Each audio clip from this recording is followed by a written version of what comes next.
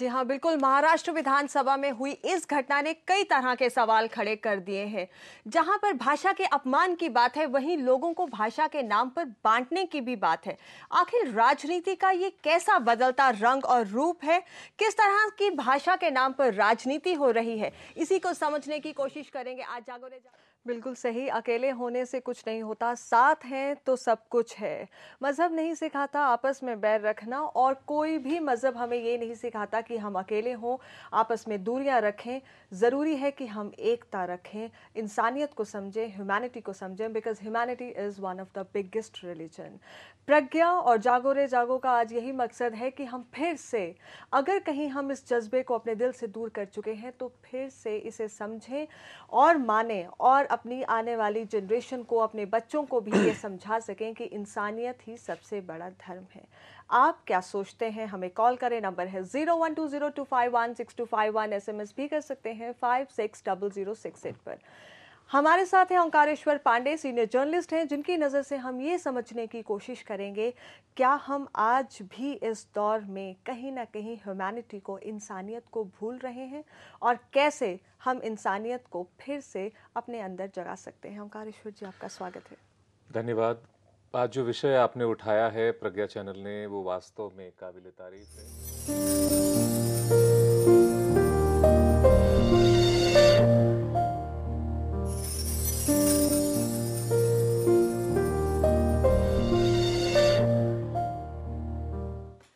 हमारे देश में सदियों से कई तरह की परंपराएं हैं, और फिर कई परंपराओं को हम आंखें बंद करके सिर्फ फॉलो करते हैं क्योंकि रिचुअल है, हमारी ज़िंदगी में है, हमारी ज़िंदगी के साथ जुड़े हुए हैं।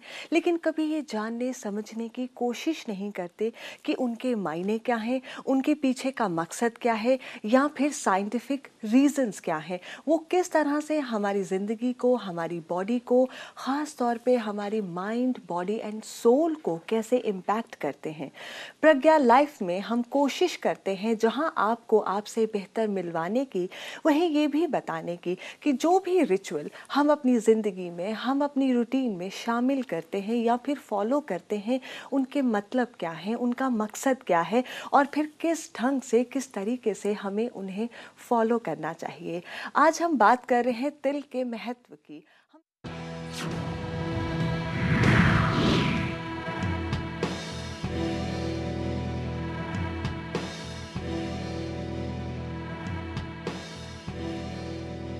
नमस्कार, एक नए रूप में जागो को लेकर फिर से आज आपके साथ हैं।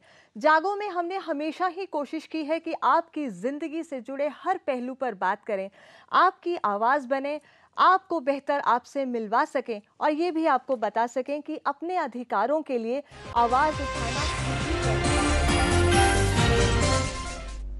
नमस्कार, पीटीसी हरियाणा न्यूज में आपका स्वागत है। मैं हूं नवजोत। सबसे पहले एक नजर खास खबरों पर।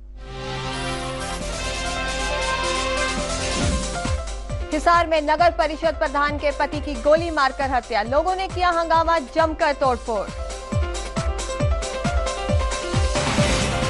यमुनानगर में स्कूल के बाहर से 3 छात्राओं का अपहरण, परिवार वालों से मांगी 25 लाख की फिरौती। अलग कमेटी को लेकर फिर सक्रिय हुए सिख नेता, 13 सितंबर को कुरुक्षेत्र में होगी महाबैठक, आगामी रणनीति पर होगा विचार।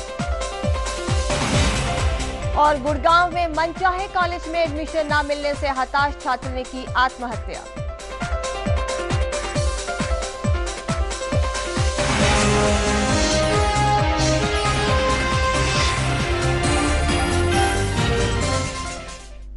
हिसार के झांसी उपमंडल की नगर परिषद प्रधान के पति को शुक्रवार देर शाम सरेआम गोली मारकर मौत के घाट उतार दिया गया।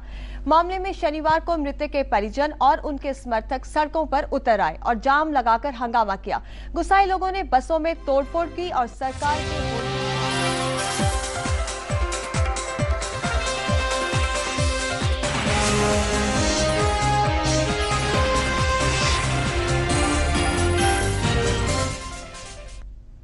नमस्कार, पीटीसी हरियाणा न्यूज में आपका स्वागत है। मैं हूं नवजोत। सबसे पहले एक नजर खास खबरों पर। HSGPC मुद्दा गरम, झींडा ग्रुप ने कुरुक्षेत्र के ऐतिहासिक गुरुद्वारे पर किया कब्जा, SGPC ने की निंदा। पंचकुला में शेल को तोड़ते वक्त कबाड़ में धमाका, 2 लोगों की मौत, कई घायल।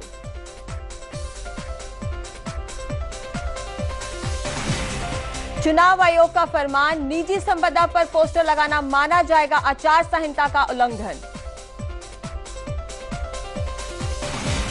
हरियाणा और उत्तर प्रदेश को जोड़ने वाले पुल में आई दरारें, मामूली मुरम्मत करके सोया प्रशासन।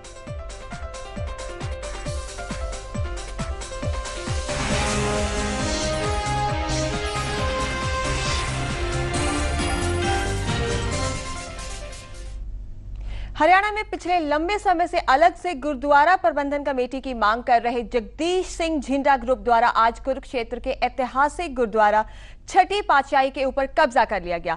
इस ग्रुप ने श्रोमणी गुरुद्वारा प्रबंधक कमेटी को 13 अगस्त का अल्टीमेटम देते हुए कहा था कि तय की गई तारीख से पहले अलग से प्रबंधक कमेटी ना बनाई गई तो राज्य के सभी गुरुद्वारों का प्रबंधन। चिट्ठी प्रकरण के मामले में डेरा प्रमुख बाबा गुरमीत राम रहीम सिंह शनिवार को सिरसा की जिला अदालत में पेश हुए।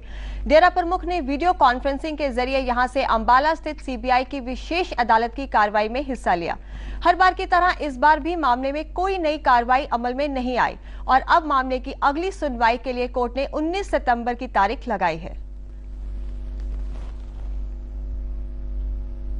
समय है एक ब्रेक का। ब्रेक के बाद देखेंगे फरीदाबाद में मासूम छात्रा के साथ स्कूल में दुर्व्यवहार, परिजनों ने अभी तक की खबरों में बस इतना ही। आपसे फिर मुलाकात होगी, तब तक नमस्कार।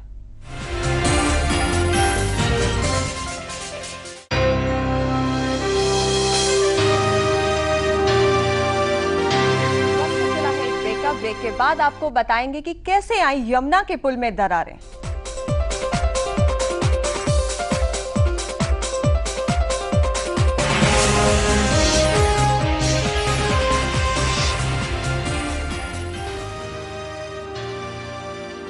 फेस टू फेस करो एक खास मुलाकात। हरसिमरत कौर बादल नाल ਰੈਨਬੈਕਸੀ ਦੇ ਚੇਅਰਮੈਨ ਸਰਦਾਰ ਹਰਪਾਲ ਸਿੰਘ ਮੇਰੇ ਕੋਲ ਆਏ ਤੇ ਉਹਨਾਂ ਨੇ ਕਿਹਾ ਕਿ ਫੀਮੇਲ ਫੀਟਾਸਾਈਡ ਜਿੱਥੇ ਪੰਜਾਬ 1 ਨੰਬਰ ਤੇ ਹੈਗਾ ਪੂਰੇ ਹਿੰਦੁਸਤਾਨ ਵਿੱਚ ਤੇ ਸੇਵ ਦਾ এনवायरमेंट ਇਹ ਆਉਣ ਵਾਲੇ ਸਮੇਂ 'ਚ ਸਾਡੇ ਵਾਸਤੇ ਕਿੰਨਾ ਜ਼ਰੂਰੀ ਹੈਗਾ ਤੇ ਮੈਂ ਇਹਦੇ ਵਾਸਤੇ ਕੁਝ ਕਰਨਾ ਚਾਹੁੰਦਾ ਤੇ ਤੁਸੀਂ ਸਹਿਯੋਗ ਦੋਗੇ।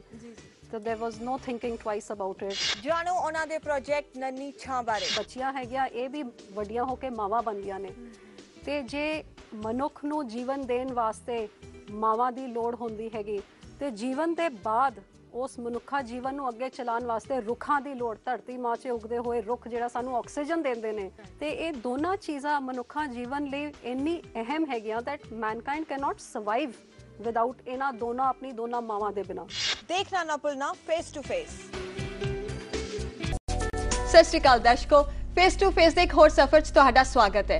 ਹਮੇਸ਼ਾ ਦੀ ਤਰ੍ਹਾਂ ਸਾਡੀ ਇਹੀ ਕੋਸ਼ਿਸ਼ ਰਹਿੰਦੀ ਹੈ ਕਿ ਤੁਹਾਡੇ ਰੂਬਰੂ ਕਰਵਾਈਏ ਕੁਝ ਖਾਸ ਪਰਸਨੈਲਿਟੀਜ਼ ਜਿਨ੍ਹਾਂ ਨੇ ਆਪਣੀ ਫੀਲਡ ਵਿੱਚ ਇੱਕ ਖਾਸ ਮੁਕਾਮ ਹਾਸਿਲ ਕੀਤਾ।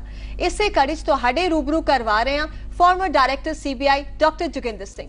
ਡਾਕਟਰ ਸਾਹਿਬ ਸਾਡੇ ਪ੍ਰੋਗਰਾਮ 'ਚ ਤੁਹਾਡਾ ਸਵਾਗਤ। ਸਤ श्री अकाल ਦਰਸ਼ਕੋ, ਮੈਂ ਹਾਂ ਨਵਜੋਤ ਸਿੱਧੂ।